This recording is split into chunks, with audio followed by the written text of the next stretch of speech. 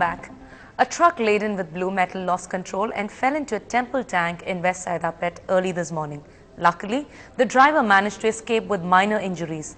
Locals say the lorry rammed into the brick wall on the edge of the tank and fell right into it. The Guindy Traffic Police are investigating. Income and wealth of religious trust established for a particular caste or religious community enjoy income tax and wealth tax exemption under the present Income Tax Act and Wealth Tax Act. However, the definition of NPO in Clause 314 of the Direct Taxes Code Bill expressly excludes trusts or institutions which are established for a particular caste or religious community or which are established for providing benefit to the members of a particular caste or religious community. Now, these will not be considered as NPOs and thus become liable to income tax and wealth tax. The status of partly religious and partly charitable trust is also not clear under the DTC. Tax experts state that the authorities have erred in drafting the said provisions. If the above mistake is not corrected, religious trusts or institutions will have to bear the full brunt of taxation. This has raised a lot of concern for trustees and charitable trusts which aims at supporting the unheard or less privileged, and they want the present law to prevail. Religion-based charitable institutions, which are mosques and dargahs and temples and so on, all these people so far have been exempted from paying tax because they are performing a spiritual duty. Now, if tax is imposed on all these institutions, then it will certainly have an impact, and I think government will have to take into account the sensitivities of the people of all the communities, whether they are Hindus, Muslims, Sikhs, Jains, and so on. And if contributions made by these people to the religious denominated institutions is to be taxed, and all that money, donations have to be parted with for the government, obviously there is going to be a lot of heartburn, and also it is going to affect the number of people which these institutions are able to serve. So we will have to now find out the implications, and maybe after the end of full detailed consideration, we may have to make representations to the government to appropriately consider this. The Chief Minister J. Jayalalitha today has introduced vehicles that will monitor the transport and traffic bus in the city, equipped with facilities like a road accident investigation system and a GPS system which will help these function as interceptor vehicles. The introduction of this facility comes within the Tamil Nadu Urban Development Project Fund of World Bank. The GPS function in this facility will help in gathering pictorial evidence from accident sites for an accident inquiry and quicker accesses for ambulances and fire engines in reaching victims. This is also believed to aid hospital administering first aid within the golden hour. The GIS and the digital interface in the GPS facility will also help at easing traffic congestion. The state transport will work in liaison to put an end to rash and drunken driving to prevent fatal accidents in the city. This will be done with the use of laser guns and breath analyzers. Private companies have come together to fund this specific program. My colleague Salim is in fact inside one of the vehicles that will monitor the transport and traffic bus in the city. Salim, over to you. Chennai Traffic Police have gone high-tech to track you on roads. The state government today presented 16 interceptor vehicles to the Chennai Traffic Police to curb traffic violation. Take a look at the speed laser and the camera fitted inside the interceptor vehicle. The advantages of the interceptor vehicle is that it locates vehicles that are overspeeding, harsh driving, signal jump and so forth.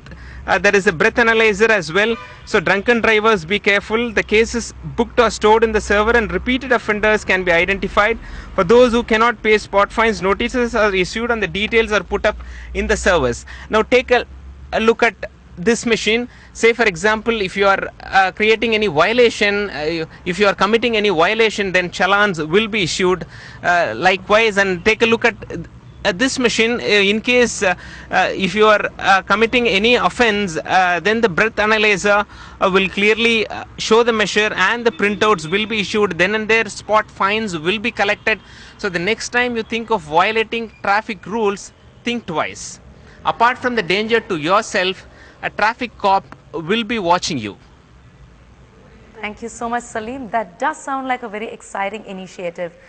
Staying on with news from the city, a vehicle checkpost was launched today, which comes as a result of innovative public police participation. This community police program is funded by the residents, while the men in khaki man this booth, providing manpower.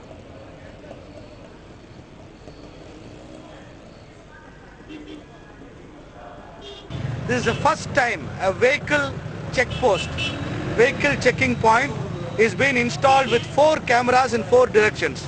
And before there have been many booths with cameras, but this is the only vehicle checkpost point being sponsored by our association, Elite Association, Krishna Nagar, Alapakam.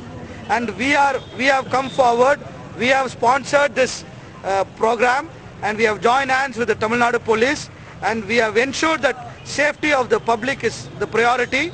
And after this fixing of CCTV surveillance cameras, all criminal activities and anti-social elements have been eliminated from this area. The Prime Ministers of India and Pakistan met on the sidelines of the SAARC summit in Maldives. Prime Minister Manmohan Singh and Yusuf Raza Gilani had a one-on-one meeting which lasted for about an hour, in which they spoke about trade, Kashmir and Sir Creek. Prime Ministers of India and Pakistan have said the next round of bilateral talks would be more productive and agreed to write a new chapter in the history of relations between the two countries. We have wasted a lot of time in acrimonious debate in the past. The time has come to write a new chapter in relations between India and Pakistan, said Prime Minister Manmohan Singh after the hour-long talks at Adu in Maldives. Pakistan's Yusuf Raza Gilani said he openly discussed all issues, including core issues related to water, terror, Sir Creek and Siachen. The two leaders met on the sidelines of the South Asian Association for Regional Cooperation, or the SAARC summit in Maldives. On the sidelines of the Maldives summit, Pakistan Interior Minister Rahman Malik told journalists that 2611 convict Ajmal Kasab should be hanged. He said he is a terrorist and should be hanged. However, he also said that Kasab was a non-state player.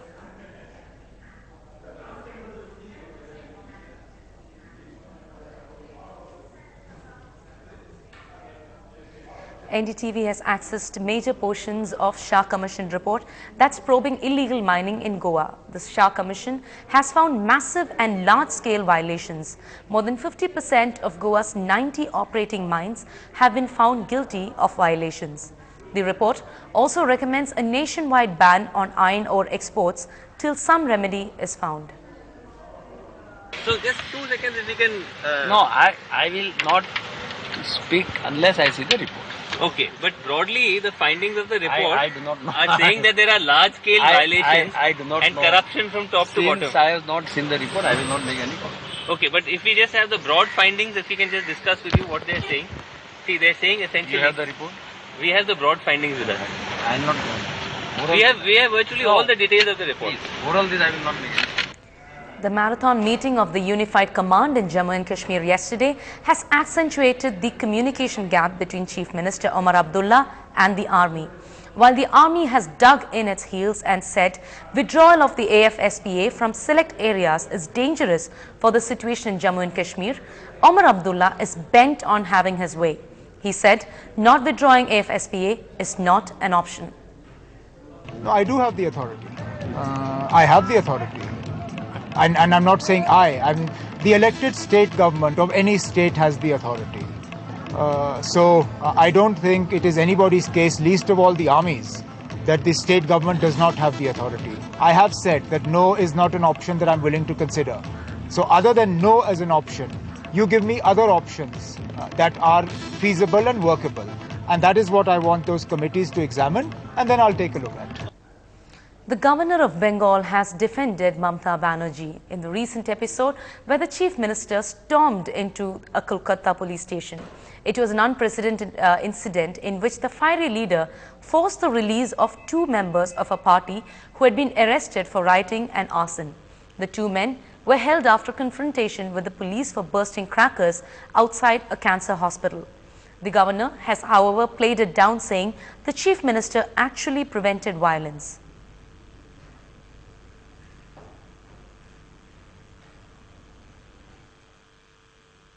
The Chief Minister went there because there was a major situation. She tried to, because there was a problem that they may have to open fire, etc. So she tried to defuse the situation. That's a simple matter. The India Aviation Regulator has asked Kingfisher Airlines to explain why it cancelled at least 80 flights over the past 3 days. As per the rule, airlines need to take permission from the Director General of Civil Aviation before rescheduling flights.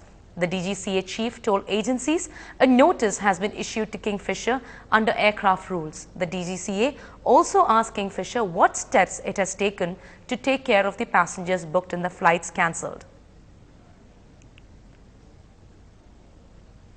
Students hitch the right way. More on that when we return after the break.